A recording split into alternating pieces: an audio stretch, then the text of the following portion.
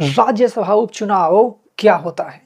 जी हाँ, नमस्कार दोस्तों, मैं अमित कुमार मौर्य और आप देख रहे हैं Maurya technical support YouTube channel, जिसमें आपका बहुत बहुत स्वागत है। दोस्तों, आज के इस वीडियो में हम बात करने वाले हैं कि राज्यसभा उपचुनाव क्या होता है। तो जैसा कि हम सभी ने कई सारी वीडियोज में बात की है कि भारत में संसद के दो सदन हैं, यानी कि टू हाउसेज हैं। पहला है लोकसभा और दूसरा है राज्यसभा।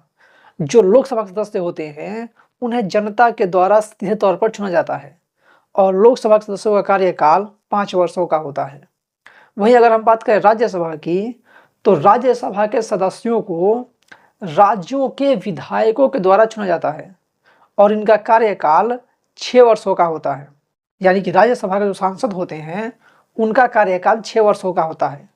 हालांकि राज्यसभा जो है वो एक अस्थायी सदन है, यानी कि ये कभी भी भंग नहीं होता है, जबकि लोकसभा जो है वो 5 वर्षों के बाद भंग हो जाता है। तो जो राज्यसभा के सदस्य होते हैं उनके जो टोटल सदस्य होते हैं उनमें से 1/3 सदस्य प्रत्येक 2 वर्षों बाद उनका कार्यकाल पूरा होता है और उनका स्थान पर जो नए सदस्य होते हैं वो चुन करके आते हैं। तो जो राज्यसभा के सदस्य होते हैं उनका कार्यकाल 6 वर्षों का होता है, यानी कि वो चुन करके राज्यसभा जाएंगे और 6 वर्षों तक रहेंगे। लेकिन उसी बीच में कोई राज्यसभा सदस्य ऐसे होते हैं जिनकी अपनी कार्यकाल पूरा करने से पहले ही मृत्यु हो जाए, या फिर वो अपने पद से इस्तीफा दे दें, या फिर उनको अयोग्य घोषित कर दिया जाए। तो वैसी स्थिति में उनकी जो सीट होती है, राज्यसभा सीट, वो खाली हो जाती है। ठीक है, तो उस राज्यसभा सीट को भरने के लिए फिर से एक चुनाव करवाया जाता है जिसको उपचुनाव कहा जाता है। ठीक है, यानी कि राज्यसभा उपचुनाव जो होता है वो राज्यसभा के किसी सदस्य की मृत्यु या फिर उसके इस्तीफे देने से या उसके अयोग्य घोषित होने से या किसी भी तरीके से अपना कार्यकाल पूरा करने से पहले, यानी कि 6 वर्ष पूरा करने से पहले अगर वो पद छोड़ देता है, पद जो है वो खाली हो जाता है, तो वैसी स्थिति में उस पद को दोबारा भरने के लिए जो चुनाव करवाया जाता है, जो प्रक्रिया होती है, उसी को राज्यसभा उपचुनाव कहा जाता है।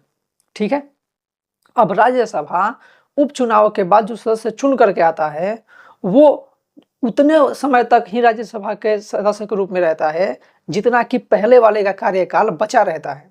ठीक है, जैसे मान लीजिए कोई व्यक्ति जो है वो राज्यसभा का चुनाव लड़ा और वो राज्यसभा का सदस्य बन गया और उसका कार्यकाल 6 वर्षों का होगा, और मान लीजिए 2 वर्षों बाद उसकी मृत्यु हो गई।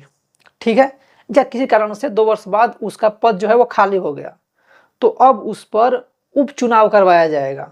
ठीक है, और उपचुनाव के बाद जो व्यक्ति चुन करके आएगा वो अब 4 वर्षों तक उस पद पर रहेगा। ठीक है, यानी कि वो 6 वर्षों तक नहीं रहेगा, बल्कि 6 वर्षों में से 2 वर्ष तो पहले वाला रह चुका है और जितना बचा हुआ समय है, यानी कि 4 वर्ष जो है, उतने समय तक वो पद पर रहेंगे और उसके बाद फिर से उस पद पर चुनाव करवाया जाएगा। ठीक है, तो अगर हम सीधे सीधे शब्दों में समझें और आसान शब्दों में समझें तो राज्यसभा के किसी सदस्य की अपने कार्यकाल को पूरा करने से पहले अगर वो किसी कारण से पद छोड़ देता है, यानी कि उसकी मृत्यु हो जाए, वो इस्तीफा दे दे, या फिर उसको अयोग्य घोषित कर दिया जाए, या किसी भी तरीके से उसका पद अगर खाली हो जाता है, तो उस पर फिर से किसी नए कैंडिडेट को चुनने की प्रक्रिया को राज्यसभा उपचुनाव कहा जाता है। और उपचुनाव में चुन करके जो व्यक्ति आता है वो पहले वाले का जो कार्यकाल बचा होता है उतने समय तक ही पद पे रहता है, फिर दोबारा से उस पर चुनाव करवाया जाता है। यानी कि मान लीजिए अगर कोई व्यक्ति राज्यसभा का सदस्य वो निर्वाचित हो गया और वो जितने वर्ष के बाद अपना पद छोड़ देगा, जैसे जितने वर्ष बाद वो पद खाली हो जाएगा, मान लीजिए किसी का 3 वर्ष के बाद मृत्यु हो गई, ठीक है, तो अगला जो चुन करके आएगा वो बाकी 3 वर्षों तक ही रहेगा। ठीक है, वो पूरे 6 वर्षों तक के लिए नहीं रहेगा। तो राज्यसभा चुनाव में जो व्यक्ति जीत करके आएगा वो पूरे 6 वर्ष तक रहता है, लेकिन राज्यसभा के उपचुनाव में अगर कोई जीत करके आएगा तो वो पिछले वाले का जो बचा हुआ समय है उतने समय तक ही पद पे रहेगा, उसके बाद उसे चुनाव पद पर जो है फिर से चुनाव करवाया जाएगा। तो इस वीडियो में इतना ही। उम्मीद है आपको वीडियो पसंद आई होगा। वीडियो पसंद आई हो तो लाइक का बटन जरूर दबा दें, वीडियो शेयर करें और हमारे वीडियोज़ के बारे में, चैनल्स के बारे में जो भी सोचते हैं उसे कमेंट बॉक्स में जरूर लिखें। और आपके लिए एक छोटा सा सवाल कि राज्यसभा के सदस्यों का कार्यकाल कितने वर्षों का होता है? तो इसका जवाब आप कमेंट बॉक्स में ज़रूर दीजिएगा। तो इस वीडियो में इतना ही। वीडियो को पूरा देखने के लिए बहुत बहुत धन्यवाद।